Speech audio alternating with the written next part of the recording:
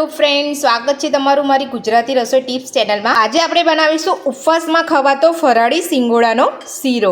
તો એના માટે આપણે અહીંયા સિંગોડાનો લોટ લીધો છે। આવો તમને બજારમાં પેકેટ સિંગોડાનો લોટનું મળી જશે।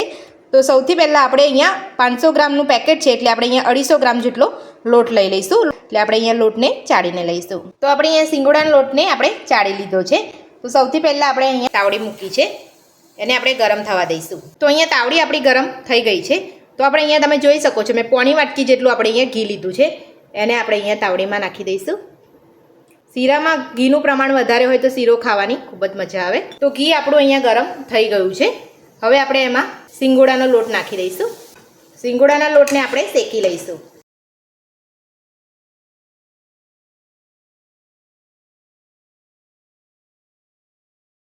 તો સિંગોડાના લોટને શેકાતા 10 મિનિટ જેટલું લાગે છે અને આપણે ધીમા તાપે જ એને શેકવાનો છે। અને આપણે અહીંયા ગરમ પાણી પણ કરી લીધું છે। ગરમ પાણી આપણે વધારે કરવાનું છે। જ્યારે આપણે લોટ શેકાઈ જાય ત્યારબાદ આપણે જરૂર મુજબ પાણી અંદર નાખવાનું છે। તમે જોઈ શકો છો પહેલાં કરતાં લોટનો કલર પણ બદલાઈ ગયો છે અને આપણે તમારો લોટ શેકાઈ જાય એટલે સ્મેલ આવે એટલે તમને ખબર પડી જશે કે લોટ શેકાઈ ગયો છે। તો હવે આપણે એમાં થોડું થોડું પાણી ઉમેરતા જઈને હલાવી લઈશું।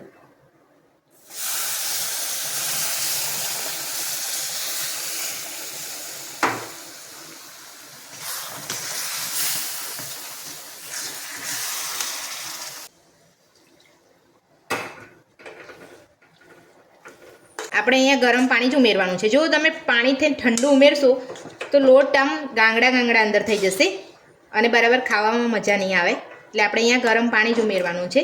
તમારે દૂધ ઉમેરવું હોય તો તમે દૂધ પણ લઈ શકો છો। દૂધનું પ્રમાણ તમારે વધારે જોઈશે। તમે 250 ગ્રામ લોટ લેશો તો તમારે 750 જેટલું દૂધ જોઈશે। એટલે આપણે અહીંયા પાણીમાં બનાવી રહ્યા છીએ। ઢીલો જોઈતો હોય તો તમારે વધારે પાણી નાખવાનું।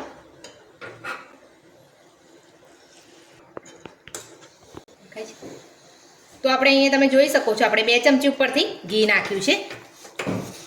આપણે તમે ઉપરથી ઘી નાખશો તો શીરાનો સ્વાદ ખૂબ સરસ લાગશે। તો બધું જ આપણે સરસ મિક્સ કરી લીધું છે અને ઘી પણ સરસ અંદર સમાઈ ગયું છે।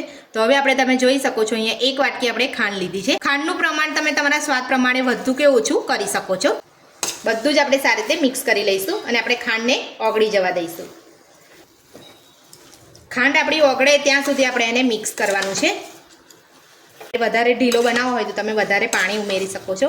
પાણી યા તો તમે દૂધમાં બનાવી શકો છો। તમે જોઈ શકો છો આપણે ઘી અહીંયા શીરામાંથી છૂટું પડી ગયું છે। શીરો આપણો બની ગયો છે। હવે આપણે એની અંદર ડ્રાયફ્રૂટ ને ઇલાયચી આપણે ઉમેરીશું। તો આપણે 5 થી 6 ઇલાયચીને આપણે દાણા કાઢી અને આપણે અહીંયા એનો પાવડર બનાવી લીધો છે। તો આપણે અહીંયા ઇલાયચી પાવડર નાખીશું અને આપણે અહીંયા થોડી સૂકી દ્રાક્ષ નાખીશું, બદામની કતરણ અને આપણે અહીંયા કાજુની કતરણ નાખીશું। કાજુ, બદામ અને દ્રાક્ષને અહીં આપણે નાના નાના ટુકડામાં સમારી લીધેલા એ આપણે અહીંયા નાખ્યા છે। તમારી પાસે ના હોય તો તમે સ્કીપ પણ કરી શકો છો। બધું જ આપણે સારી રીતે મિક્સ કરી લઈશું। હવે આપણે શીરાને સર્વ કરી લઈશું। ફરાળી સિંગોડાનો લોટનો શીરો બનીને આપણો તૈયાર છે। તો સિંગોડાનો લોટનો શીરો બનાવવાની રીત તમને મારી કેવી લાગી અને કોમેન્ટ બોક્સમાં જરૂરથી જણાવજો। જો વિડીયો પસંદ આવે તો વિડીયોને લાઇક કરજો, ચેનલને સબસ્ક્રાઈબ કરજો, તમારા મિત્રોને જરૂરથી શેર કરજો। Thank you.